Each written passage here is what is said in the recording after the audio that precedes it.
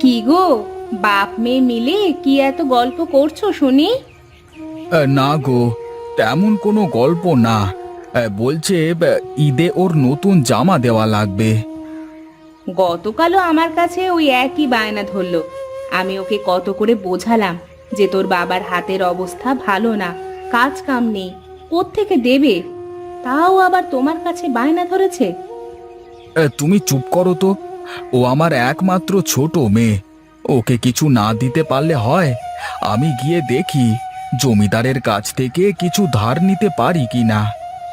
হ্যাঁ, যাও যাও।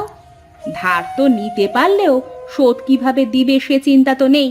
খালি মেয়ে বায়না ধরেছে বলে অত টাকা খরচ করে ওকে জামা কিনে দিতে হবে। কি যে বলো তুমি!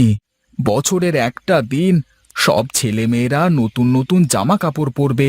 ও নতুন জামা না পরতে পারলে ওর খারাপ লাগবে না? চুপ করো তো তোমরা, আর ভালো লাগে না। ঠিক আছে, লাগবে না আমার নতুন জামা, আমি যাচ্ছি। ওই যে গেল গেল, তোমার উপর রাগ করে কোথায় বেরুলো?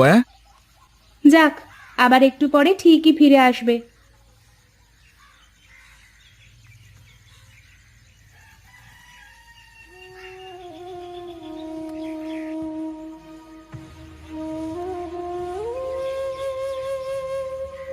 কিরে ছুটকি, এখানে এভাবে মন খারাপ করে বসে আছিস কেন?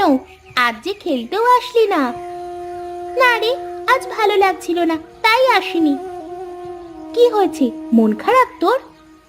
কই, কিছু হয়নি তো। তাহলে এখানে এভাবে বসে আছিস কেন একা একা?